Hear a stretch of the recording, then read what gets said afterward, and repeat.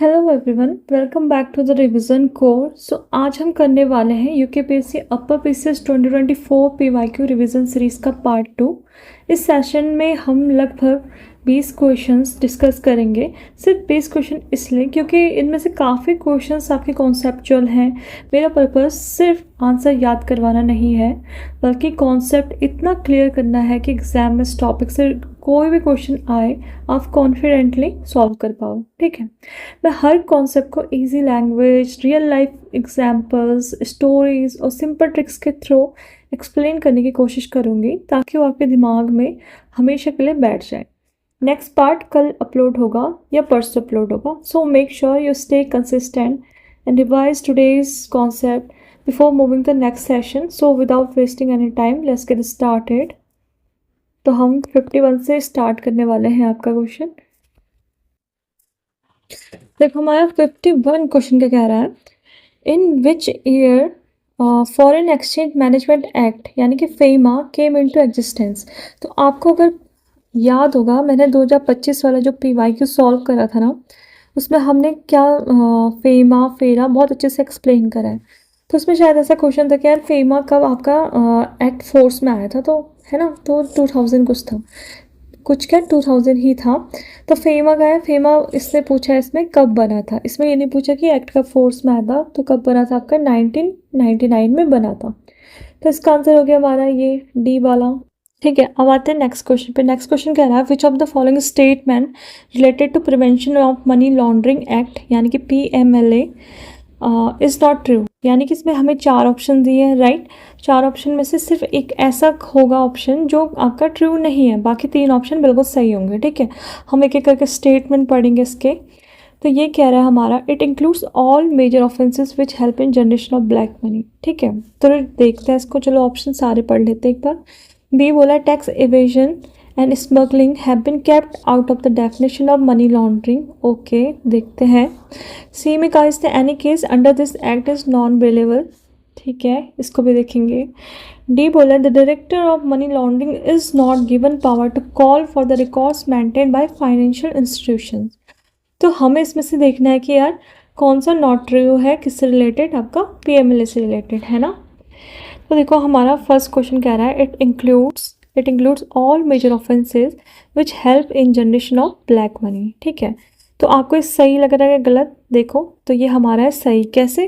देखो जैसे हमें पता है, जैसे it includes all major offences, जैसे हो गया आपका क्या, जैसे हमें पता है जो PMLA है ना, हमारा जो PMLA है ना, वो क्या करता है कि वो उन बड़े बड़े क्राइम्स जो होते हैं ना, उन सबको क्या करता है, कवर करता है। यानी कि वो कौन कौन से बड़े बड़े क्राइम्स हो गए, एक हो गया आपका करप्शन, राइट, दूसरा हो गया आपका फ्रॉड, तीसरा हो गया आपका ड्रग्स ट्रैफिकिंग, ठीक है, और चौथा हो गया आपका टेरर फंडिंग। ये सारे क्या होता है, आपके बड़े बड़े क्राइम्स होते हैं, तो PMLA इन सबको क्या करता है, कवर करता है। यानी कि फर्स्ट स्टेटमेंट क्या बोला इसने, it includes all major offences which help in generation of black money.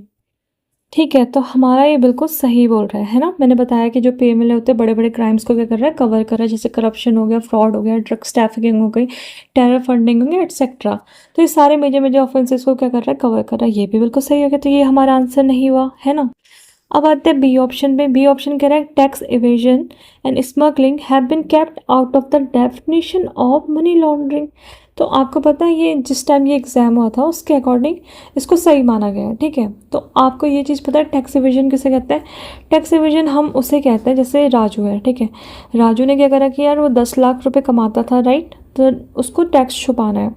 तो टैक्स छुपाना है तो उसने क्या, सरकार को कितना रुपए दिखाया, सरकार को उसने दिखाया कि वो बस 5 लाख रुपए कमाता है, उसको बोलते हैं टैक्स एवेजन। ठीक है, तो इसको हमने करेक्ट माना है, मतलब एग्जाम के अकॉर्डिंग, है ना। अब आते हैं थर्ड ऑप्शन में। थर्ड ऑप्शन कह रहा है any case under this act is non bailable. तो ये कह रहा है कि यार जो भी इसमें कोई भी केस होगा इसका जो है वो नॉन बेलेबल होगा। ठीक है, तो ये भी आपका बिल्कुल सही है। कैसे? जो आपका PMLA होता है ना, एक सेकेंड, जो आपका PMLA होता है वो क्या होता है आपका, ये लॉ किससे रिलेटेड होता है, ये लॉ होता है आपका सीरियस इकोनॉमिक क्राइम से रिलेटेड होता है।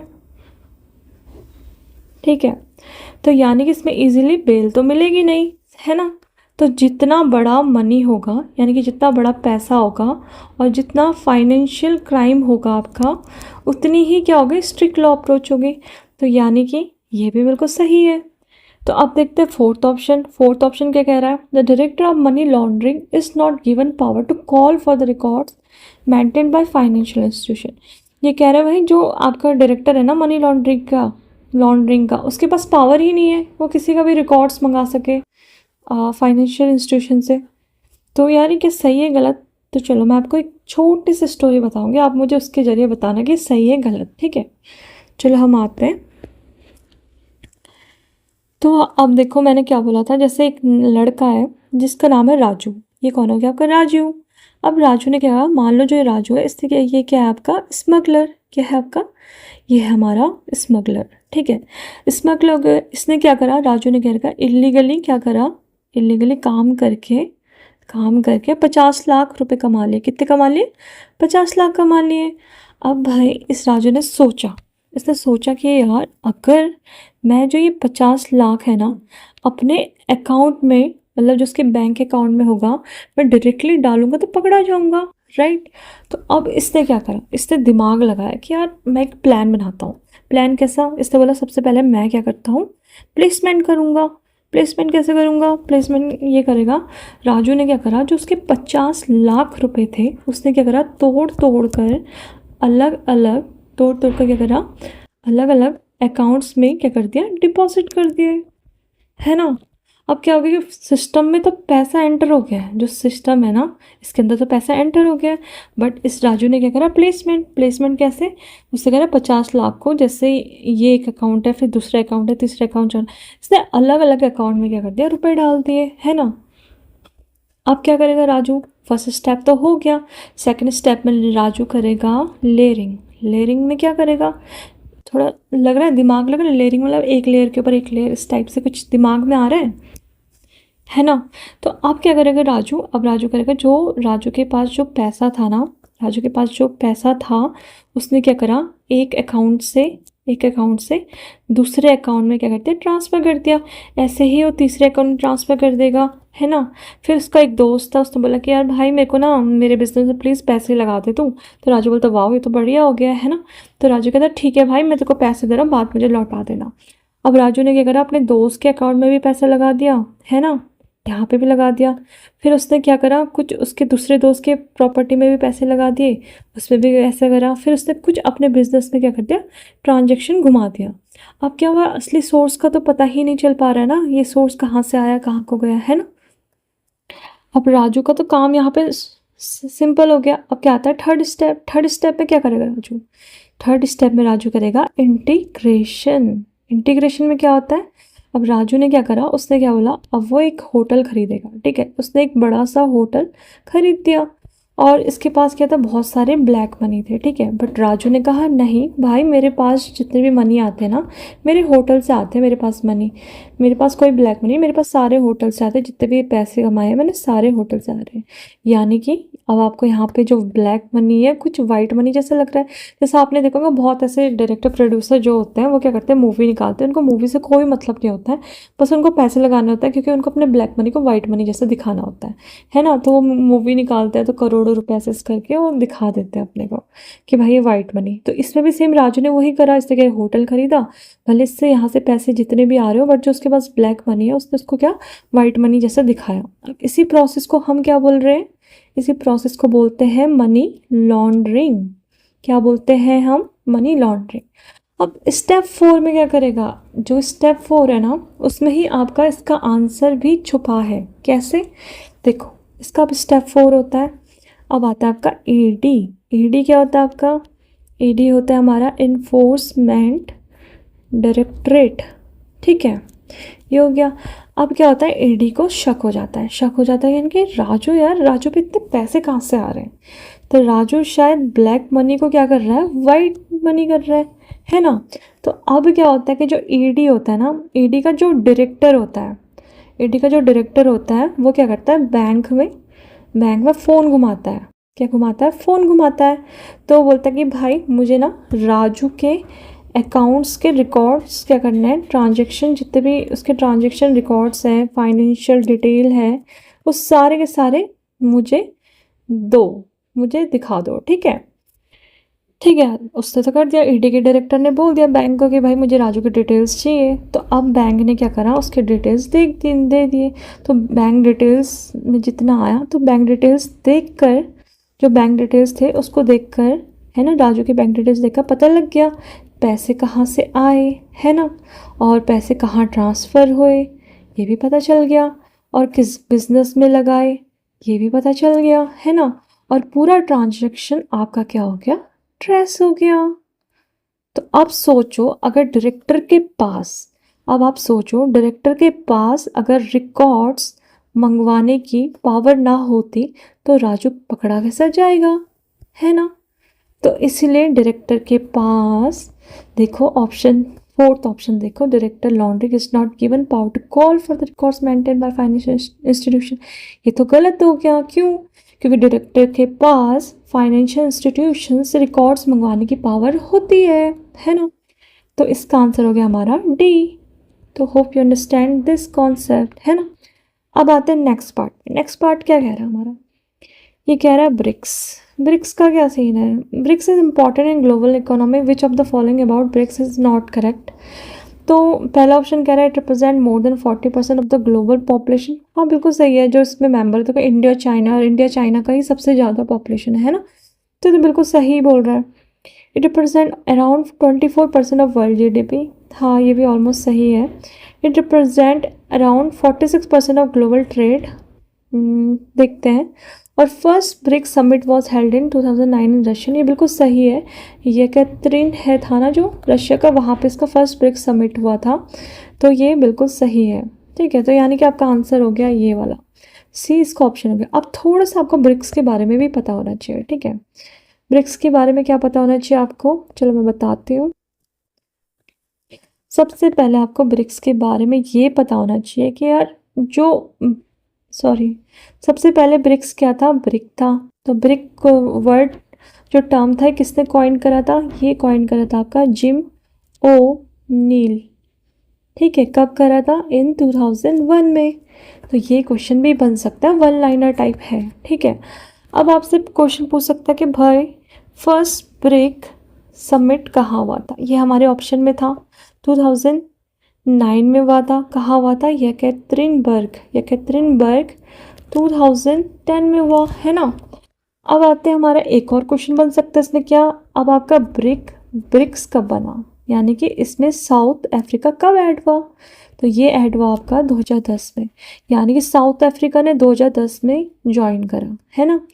तो ये भी बिल्कुल सही हो गया। अब आपसे एक और क्वेश्चन पूछा जा सकता है, ब्रिक्स के मेंबर कौन कौन से। पहले तो आपको पता है ब्रिक्स के मेंबर कौन से, ब्रिक्स तो हो गई, फिर साथ में जो 2024 में EAU+I इंडोनेशियन 2025 में आया था, है ना। और बाकी सारे के सारे कब आए थे, 2024 में आए थे। तो मैं इनका बताती हूँ। पहला आपका ब्राज़ील, फिर रशिया, ठीक है, फिर आते हैं इंडिया, फिर चाइना, साउथ अफ्रीका। अभी जो 2024 में आए कौन कौन से आए, 2024 में आपके इजिप्ट आया, इथोपिया आया, है ना, और आई से ईरान आया, और यू से UAE आया। ये सारे आपके कब आए, 2024 में। 2025 में कौन आया मेंबर, है ना, इंडोनेशिया। तो ये आपको अच्छे तरह से पता चल गया होगा, है ना। यानी कि हमारा ब्रिक्स वाला भी हो गया। इससे क्वेश्चन बन सकता है, तो बहुत अच्छे से याद रखना है क्या क्या था ब्रिक में। ब्रिक कब कॉइन हुआ था, जिम ओनील ने कॉइन करा था, 2001 में करा था। कब ब्रिक का फर्स्ट समिट हुआ था, ये आपका 2009 में हुआ था। यकैतरिनबर्ग 2010 में, है ना। और कब ब्रिक्स बना, यानी कि यहाँ पे साउथ अफ्रीका ऐड हो गया था, ये 2010 में हुआ। ब्रिक्स के मेंबर कौन कौन से आपके, ब्रिक्स याद रखना है, प्लस EAU याद रखना है जो आपके 2024 में बने, ज्वाइन करा। फिर 2025 में इंडोनेशिया ने ज्वाइन करा। तो आपको ब्रिक्स के मेंबर याद होंगे, Brazil, Russia, south Africa, Russia, हाँ साउथ अफ्रीका सही है, India, China, Egypt, Ethiopia, Iran, UAE and Indonesia, ये सारे इसके मेंबर्स हैं। ठीक है, अब आते हैं नेक्स्ट क्वेश्चन पे। नेक्स्ट क्वेश्चन क्या कह रहा है आपका, as per sustainable development report 2023 what is the rank of India. तो ये क्या है, इसका सीधे सीधा आंसर है इसका 112, उस टाइम 112 थी। अब आते हैं प्रधानमंत्री किसान सम्मान निधि पीएम किसान योजना केम इनटू इफेक्ट फ्रॉम। तो भाई इसका क्या होगा आंसर, देखो अप्रैल 1 2018 है, या 24 फरवरी 2019 है, या दिसंबर 2019 है, 2019। तो ऐसे में याद रखना यार, फेब 2019, 24 फरवरी 2019 याद रखना है। अब आते हैं नेक्स्ट क्वेश्चन में। नेक्स्ट क्वेश्चन कह रहा है हमारा long term objective of the national population policy 2000 is to achieve stable population by. तो यह 2030 है क्या, नहीं, 2035, 2040 या 2045। तो 2030, 2035, 2040, 2045। तो कह रहा है लॉन्ग टर्म ऑब्जेक्टिव और national population policy 2000 is to achieve a stable population by 2045। हम आते हैं 57 क्वेश्चन पे, इसको भी मैं थोड़ा सा एक्सप्लेन करूंगी। Which of the following is not a member of South Asian preferential trade agreement SAPTA. तो यार साप्ता के बारे में पूछ रहा है, क्या इसका चाइना मेंबर है?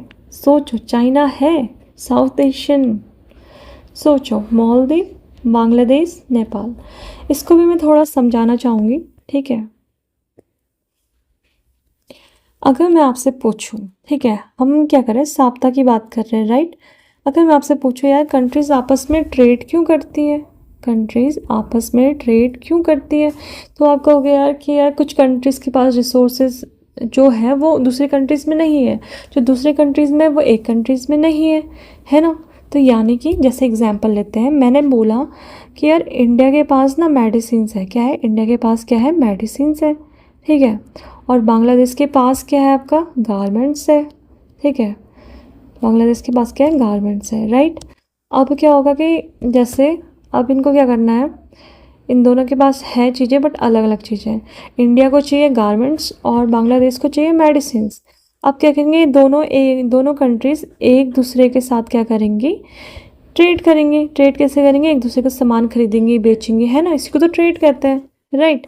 अब प्रॉब्लम क्या आ रही है भाई, जब ट्रेड कर रहे हैं तो प्रॉब्लम आ कहाँ रही है, तो आपकी जो प्रॉब्लम आ रही है ना, मैं बताती हूँ प्रॉब्लम आ रही है जब ना, क्या होता है कि जब इंडिया, जैसे इंडिया है और बांग्लादेश है, ठीक है ना, राइट।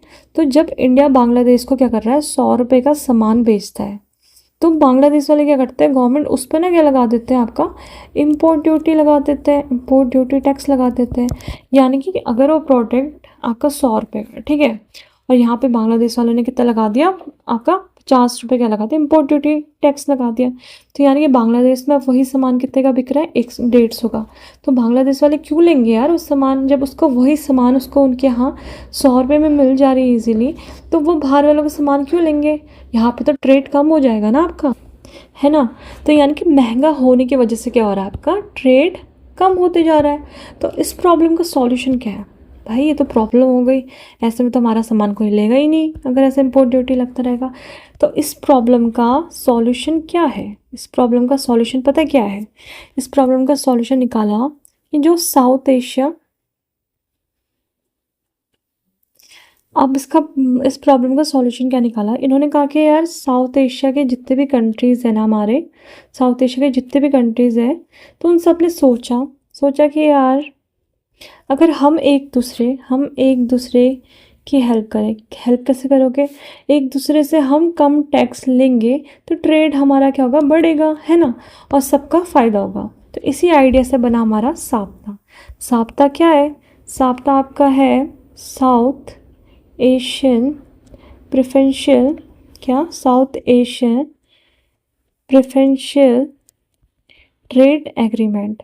तो आपको नाम से कुछ लग रहा है, प्रेफरेंशियल मीन्स प्रेफरेंस देना, राइट, है ना। तो यानी कि दुनिया के सब कंट्रीज़ को हम कितने का टैक्स दे रहे हैं, जैसे मान लो 20% टैक्स लगा रहे हैं, बट लेकिन मैं अपने दोस्त को कितना दूंगा, 5% टैक्स, है ना। तो यानी कि सिर्फ 5% टैक्स लूँगा, तो यही है कि प्रेफरेंशियल ट्रेड में आ गया, है ना। तो यानी कि यहाँ पे टैक्स ख़त्म नहीं होता है, बस उसको क्या क्या कर दिया जाता है, कम कर दिया जाता है। तो इमेजिन करो 8 फ्रेंड्स हैं, ठीक है, इमेजिन करो 8 फ्रेंड्स हैं, उन्होंने क्या कर रहा है, MBBS करा है और MBBS करके उनको पेन है, ठीक है, ऐसे याद रखना है। तो 8 फ्रेंड्स कौन कौन है आपके? मालदीव, ठीक है, मालदीव है, और भूटान, बांग्लादेश, श्रीलंका, और पेन से क्या क्या हो जाएगा? पाकिस्तान, अफगानिस्तान,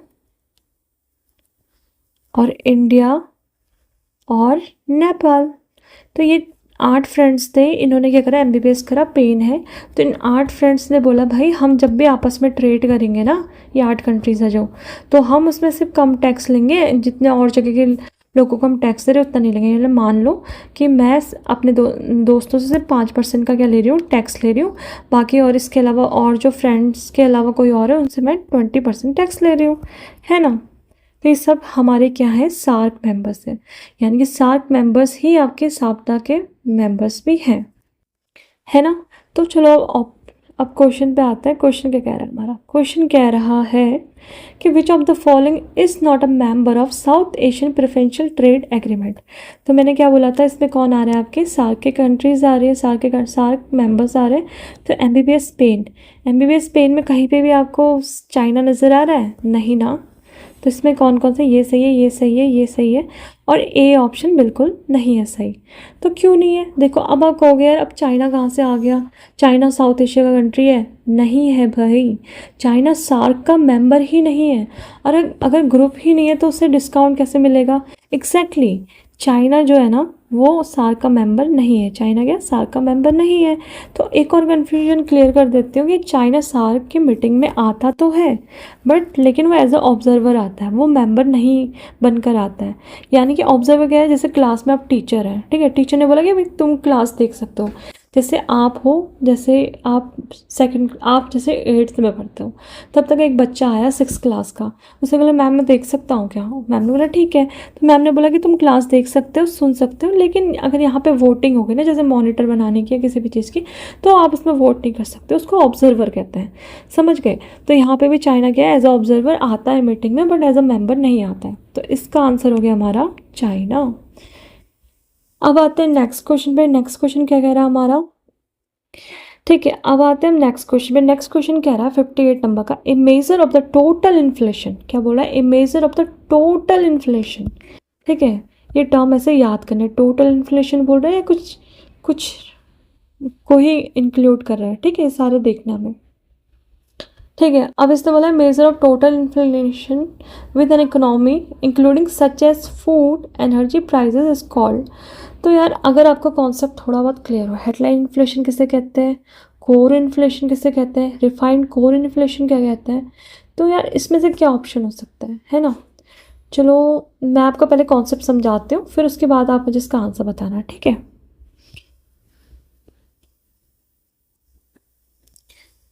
ठीक है, तो हम आते हैं क्वेश्चन पे। क्वेश्चन क्या था? मेजर ऑफ कुछ था ना, इन्फ्लेशन इज द फूड, और क्या था, को देख लेते हैं क्वेश्चन क्या था हमारा। क्वेश्चन हमारा था a measure of total inflation with an economy including such as food energy prices is called. ठीक है, तो मैं आपको थोड़ा सा समझा लेती हूँ यार। हेडलाइन इन्फ्लेशन, कोर इन्फ्लेशन, ये बेसिक चीज़ें आपको आनी चाहिए, ठीक है। अगर आप इसका एग्ज़ाम दे रहे हो तो आपको एटलीस्ट ये चीज़ तो पता ही होनी चाहिए मेरे हिसाब से, बाकी आप अपने अकॉर्डिंग देख लो।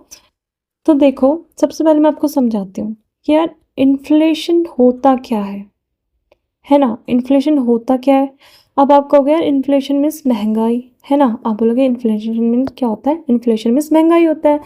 तो इन्फ्लेशन होता है आपका जैसे टाइम के साथ साथ क्या हो रहा है, जो गुड्स एंड सर्विसेज है ना, जो गुड्स एंड सर्विसेज हैं उनकी प्राइसेस क्या हो रही है, बढ़ रही है ना। उनके प्राइसेस का बढ़ना, जिसकी वजह से क्या हो रहा है, हमारे पैसे, यानी कि जिसकी वजह से क्या हो रहा है, हमारे पैसे की परचेसिंग पावर कम हो जाती है। क्या हो जाती है? कम हो जाती है। उसी को हम क्या कहते हैं? इन्फ्लेशन। एग्जाम्पल मान लो, जैसे मैंने कहा कि यार आज एक पेन की कीमत कितनी है, यानी कि प्राइस कितना है, 10 रुपये। तो यानी कि मेरे पास है 100 रुपये जैसे, तो आज मैं क्या 10 पेन खरीद सकती हूँ, ठीक है, उसी 100 रुपये के।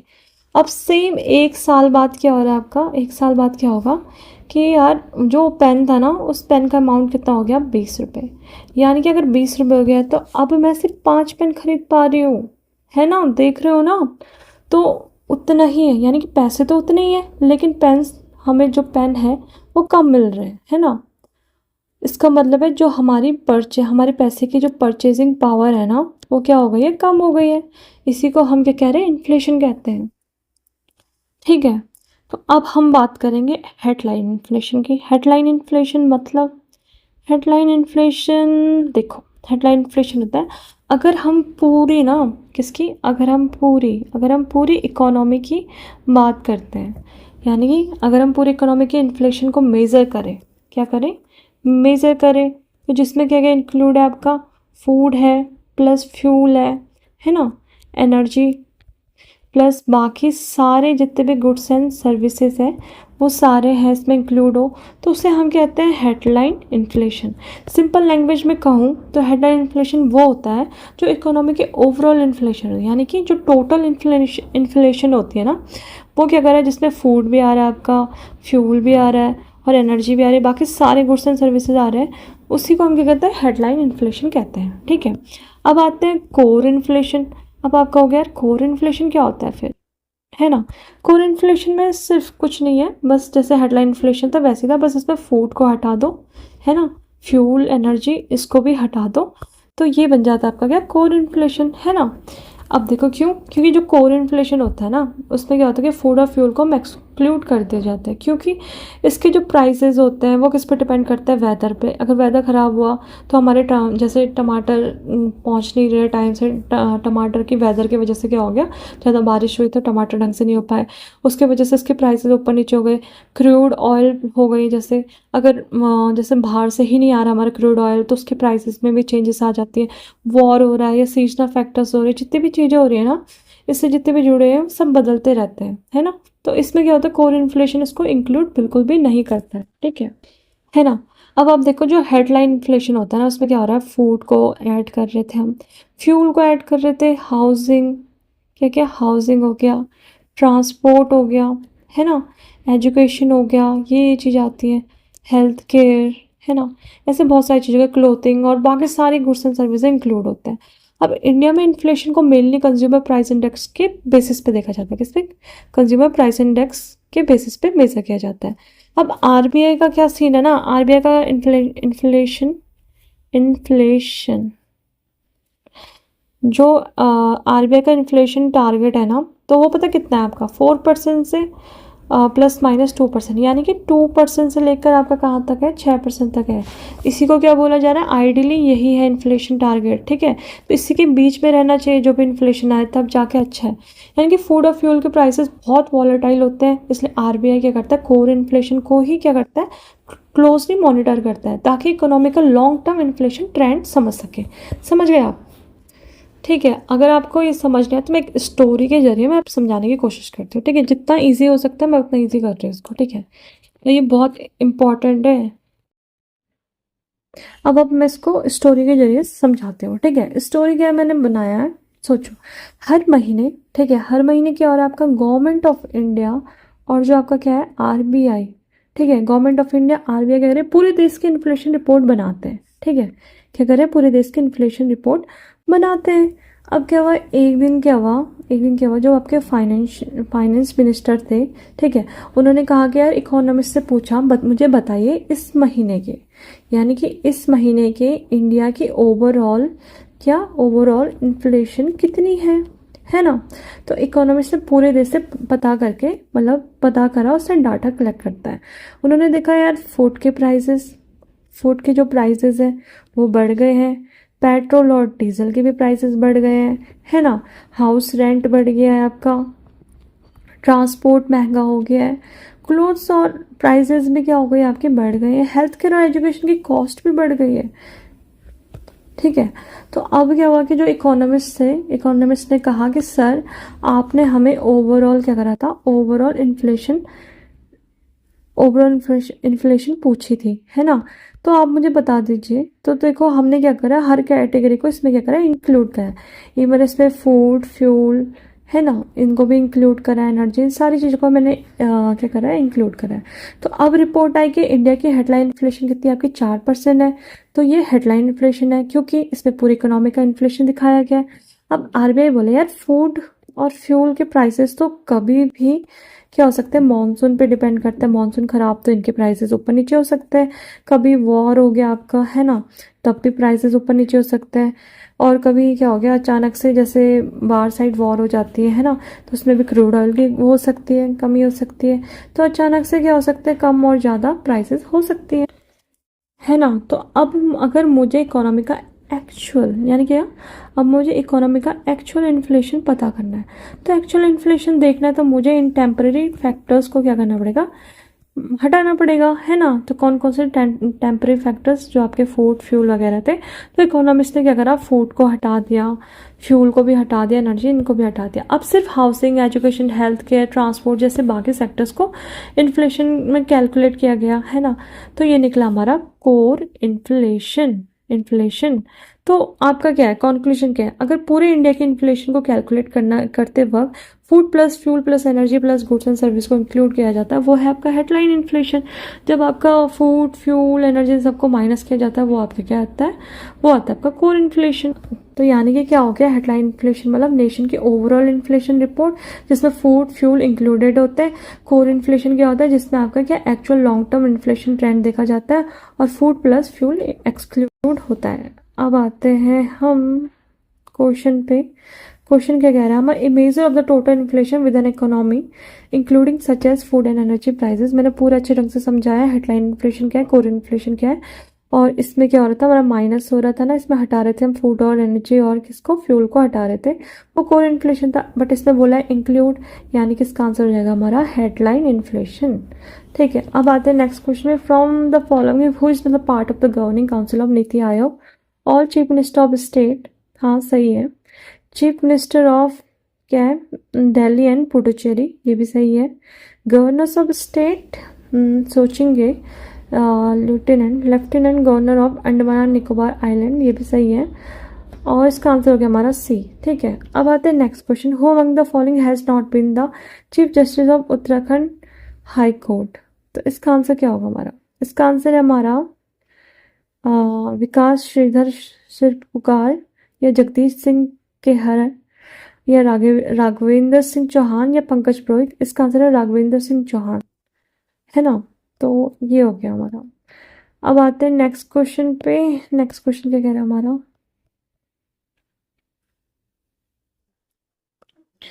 नेक्स्ट क्वेश्चन कह रहा है what percentage approximately of Uttarakhand is plain area. जैसे हमें पता है कि यार 86 पॉइंट अप्रोक्स क्या है हमारा, उत्तराखंड का हिल एरिया आ जाता है, तो बच्चा कितना है 14%, ये आपका प्लेन एरिया आ जाएगा, है ना। तो इसका आंसर हो गया हमारा 14%। अब आता है which of the following is not associated with national mission for sustainable agriculture NMSA. तो यार इसका आंसर क्या हो सकता है, RAD, SHC, RKVY, या PMKSY। तो इसका आंसर हमारा PMKSY। अब आते हैं next question, UTDP is established in Uttarakhand to promote A technology, B tourism, B trade, D training. तो UTDP is related to tourism. ठीक है, अब आते हैं next question, in Uttarakhand state which district got first place in fish production in 2022 and 23। क्या ये देहरादून है, क्या ये हरिद्वार है, क्या ये उधम सिंह नगर है, क्या ये टिहरी गढ़वाल है। तो इसका आंसर हमारा उधम सिंह नगर। फिर आता है which district of Uttarakhand has highest forest cover share percentage to its total geographical area. तो ये है हमारा ऑप्शन, क्या है इसके, रुद्रप्रयाग, नैनीताल, चंपावत, पौड़ी गढ़वाल। इसने पूछा Uttarakhand has highest forest cover share percentage, तो इसका आंसर है हमारा नैनीताल। ठीक है, उस टाइम के अकॉर्डिंग, किस टाइम 2024 के अकॉर्डिंग। अब आते हैं next question, when did government of Uttarakhand pass in fiscal responsibility budget management act. तो इसका आंसर हमारा क्या हो सकता है, क्या 2003, या 2007, या 2005, या 2009। तो सोचो इसका आंसर क्या होगा, इसका आंसर हमारा C 2005। फिर आते हैं on the basis of NFHS 2019 से 21 सर्वे the multi dimensional poverty in Uttarakhand in 2019-21 was, तो इसका आंसर क्या हो सकता है? क्या ये 11.30% है, या 13.37% है, या 12.55% है, या 9.67% है? तो इसका आंसर हमारा डी, ये इसका आंसर होगा। फिर आता था term gigahertz is the indicator of the which features of the computer. क्या ये नंबर ऑफ पिक्सल्स है, क्या रेजोल्यूशन है, क्या ये स्टोरेज है, ये है आपका स्पीड। ठीक है, अब आता है which of the following is the fifth generation AI programming language. तो ये आपका क्या हो सकता है? तो क्या ये SQL है, या C++ है, या C है, या प्रोलॉग है, या प्रोलॉग है। ठीक है, अब आते हैं लास्ट क्वेश्चन पे, और इसके बाद के जितने क्वेश्चन होंगे ये कल या परसों में आपको अपलोड कर दूंगी वीडियो बना के। ठीक है, क्योंकि इसके बाद के थोड़े इजी है, 71 भी इजी है, 72 भी इजी है, 73 भी इजी है, क्योंकि न्यूमेरिकल बेस है, आप अच्छे से कर लोगे। मैं फिर भी मैं आपको समझाऊंगी, ठीक है इसको। फिर बाकी सारे जितने भी मैं 100 तक सॉल्व कर दूंगी नेक्स्ट पार्ट में। तो लास्ट क्वेश्चन हमारा, which modulation technique is preferred for medium speed communication range up to 1200 to 2400 bits per second. तो यार इसका आंसर क्या हो सकता है? स्पीड के बारे में भी बोल रहे हैं, है ना, कम्युनिकेशन रेंज भी बोल रहे हैं, तो क्या एम्पलीट्यूड मॉड्यूलेशन होगा, या फ्रीक्वेंसी मॉड्यूलेशन होगा, या फेस मॉड्यूलेशन होगा, या नन ऑफ दिस? ये होगा हमारा फ्रीक्वेंसी मॉड्यूलेशन। सो हमारे ये आज का 20 क्वेश्चन कंप्लीट हो चुके हैं, बाकी 30 हम कल या परसों में करेंगे, फिर उसके बाद के हम 50 क्वेश्चन कर लेंगे। ठीक है, थैंक यू गाइस।